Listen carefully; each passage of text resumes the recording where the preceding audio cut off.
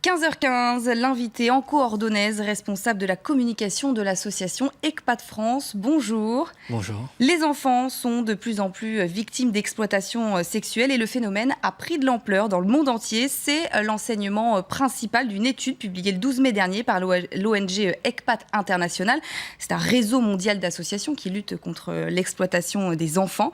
Jeudi, ce sera la journée mondiale pour un tourisme responsable et respectueux. Derrière ces termes, on parle bien de tourisme sexuel. D'ailleurs, on parle même d'exploitation sexuelle des enfants dans les voyages et le tourisme. En tout cas, ce sont les mots qui sont utilisés par l'ONG ECPAT France. Cette étude publiée, c'est le résultat de 2 ans d'enquête, une collaboration entre plus de 70 ONG, des acteurs publics, des acteurs privés. Et ce rapport, il apporte un nouvel éclairage sur le tourisme sexuel. Et notamment, on va le voir, il casse certains clichés, certains préjugés, comme le fait qu'aujourd'hui, par exemple, le touriste sexuel n'est plus cet homme blanc occidental, riche d'un âge mûr. Est-ce qu'il y a aujourd'hui un profil type du touriste sexuel ? Il n'y a pas de profil type, il y a plutôt des clichés, mais il est vrai qu'il y a toujours cette idée, cette réalité d'hommes étrangers qui se déplacent dans un pays, qui voyagent dans un pays dans l'intention d'abuser sexuellement d'un enfant. Ça existe toujours. Après, ce qu'on peut... disons, percevoir en ce moment, c'est qu'il y a des profils très variés d'abuseurs sexuels. Vous avez non seulement des touristes, des vacanciers, mais vous avez aussi des voyageurs d'affaires. Vous avez des expatriés, des personnes retraitées, des personnes qui se déplacent dans l'intention d'aider des ONG et même des orphelinats pour accéder plus facilement à des enfants. C'est tous les profils mélangés. En fait, il n'y a plus de profil type, c'est-à-dire que c'est divers et varié, quoi, hein, c'est ça. Même au niveau des conditions sociales, par exemple, on s'aperçoit quand même que ça reste maintenant assez large, quoi. Oui. De récentes condamnations ont montré qu'une personne bien établie, qui était même très bien considérée au sein de la société, de sa communauté, avait abusé sexuellement de dizaines et de dizaines d'enfants pendant des années. Il n'y a pas vraiment de profil type. Oui, parce que cette étude, on voit, il parle aussi qu'il y a de plus en plus de voyageurs locaux, régionaux ou nationaux, c'est-à-dire du même pays finalement. Oui, alors quand on parle de tourisme, il y a bien évidemment le tourisme international, le tourisme régional et le tourisme national. Les gens voyagent de plus en plus. Ça fait déjà 2-3 ans qu'il y a plus d'1 milliard de personnes qui se déplacent chaque année dans le but de voyager pour les vacances ou pour les voyages d'affaires. Cette augmentation, en fait, ce flux de voyageurs, l'augmentation du flux de voyageurs a entraîné une augmentation de ce genre de comportement, en fait. C'est ça. Disons que les situations à risque ont augmenté. Le fait qu'il y ait de plus en plus de déplacements et de même que les disparités entre certains pays, les inégalités et la pauvreté sont toujours des facteurs oui, qui sont très présents dans de nombreux pays. Le phénomène de l'exploitation sexuelle des enfants est toujours d'actualité. Et de plus, nous sommes de plus en plus confrontés à un défi, c'est le défi d'Internet. C'est ça, c'était ma prochaine question. Est-ce qu'Internet a changé la donne ? Il a complètement changé. La situation a évolué. Quand on parlait avant d'exploitation sexuelle des enfants dans les voyages et le tourisme, on parlait d'un déplacement géographique, d'un pays ou d'une région en concret. Concrètement, Internet, maintenant, c'est un espace illimité où n'importe qui peut rentrer en contact avec un mineur qui se trouve à des milliers de kilomètres et éventuellement aller le chercher sur place. Quand on pense tourisme sexuel, aujourd'hui par exemple, c'est vrai qu'on pense, dans les clichés, on pense la Thaïlande, les Philippines. Est-ce que c'est toujours le cas aujourd'hui ? C'est toujours le cas. Moi, je parlerais plutôt de régions qui sont particulièrement touchées parce que l'exploitation sexuelle dans le cadre des voyages et du tourisme est une forme de prostitution enfantine. Et la prostitution enfantine est présente partout dans le monde, même en France. Ce qu'ils expliquaient, c'est que il y a une très forte politique de prévention et de répression en Thaïlande. Et en fait, cette étude constate notamment que le fléau en fait, a migré dans les pays voisins, du coup. C'est-à-dire, par exemple, le Cambodge, au Laos ou au Vietnam. Oui, c'est vrai. Plus on agit contre les réseaux et plus on renforce la loi dans un pays, plus cette problématique peut se développer dans les pays voisins. Donc l'étape suivante, c'est de renforcer la législation et aussi la conscience citoyenne dans tous ces pays-là. Aucun pays n'est épargné, clairement, mais quelles sont les principales, alors peut-être régions, ces destinations qu'on appelle des destinations majeures ? Donc typiquement, nous avons l'Asie du Sud-Est, les Caraïbes, certains pays de l'Amérique du Sud, je pense notamment au Brésil, et d'autres pays du continent africain, comme le Sénégal, le Kenya et Madagascar, où la prostitution enfantine est devenue endémique depuis quelques années.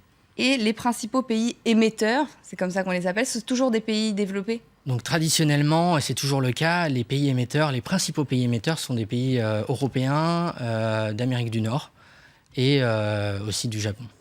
Autre pratique qui connaît un essor considérable, vous en avez parlé un peu tout à l'heure, c'est le volontourisme. Ça consiste en fait à s'engager dans des actions humanitaires pendant ses vacances, mais malheureusement, ça ouvre aussi une porte en fait aux touristes sexuels qui a un accès du coup plus facile vers les enfants.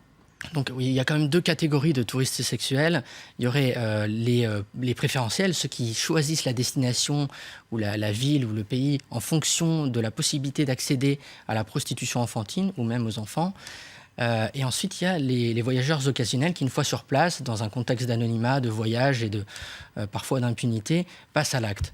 Donc c'est vrai qu'il y a des abuseurs préférentiels qui rentrent en contact avec des ONG, avec des orphelinats pour pouvoir être plus près des enfants et abuser plus facilement des enfants. Oui, l'étude révèle des cas d'abus au Cambodge, au Kenya, en Haïti, au Népal et au Honduras.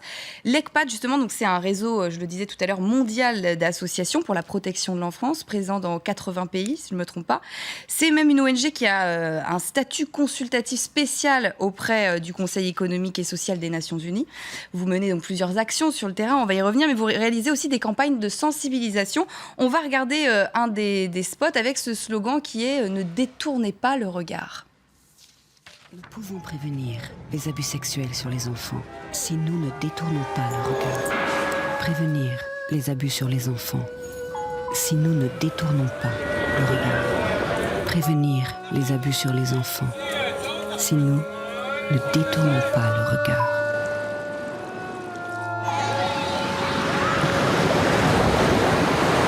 Ne détournons pas le regard.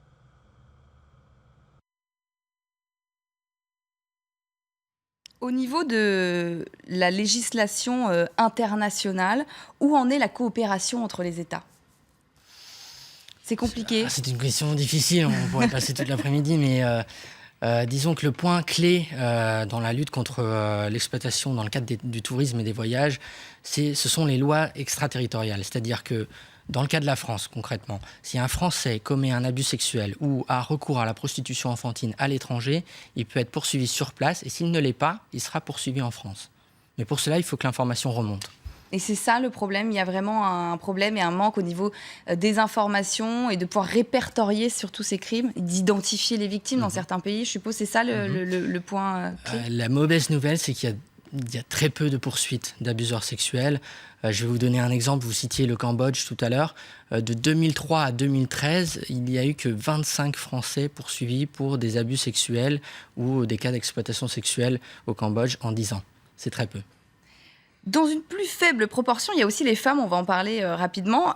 Notamment, cette étude révèle les cas de la Russie, par exemple, où on voit que beaucoup de femmes d'affaires étrangères, 30-35 ans, assez jeunes, et que, en fait, avec des adolescents, notamment, surtout. Ça, c'est un fait nouveau ? Non, je pense que ça a toujours existé. C'est vrai qu'il y a une majorité, on estime qu'il y a environ 90% des abuseurs qui sont des hommes, mais il y a à peu près 10% de femmes.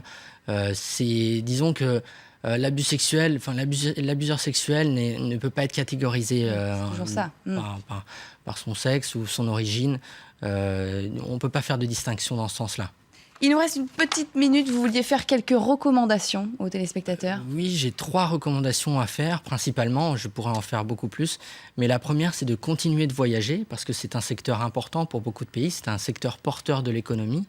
Dans beaucoup de régions, beaucoup de personnes vivent du tourisme responsable, bien sûr. La deuxième recommandation, c'est ne jamais recourir à la prostitution de mineurs. Et je dis de mineurs, mais aussi de majeurs, parce qu'il est difficile de savoir... tout simplement, il est difficile de savoir dans certains pays si une personne a 18 ans ou 16 ans. Et les conséquences pénales sont tout à fait différentes. La troisième recommandation, c'est de signaler toute situation douteuse. Et je dis douteuse parce qu'on n'est jamais sûr de ce qu'on a vu. La prostitution enfantine n'est pas claire, les lieux de prostitution ne sont pas annoncés, il n'y a pas de pancarte à l'entrée. Mais si vous avez une quelconque information, soyez courageux et transmettez cette information à travers notre plateforme, à travers la police et à travers les ambassades qui jouent un rôle très important pour nous.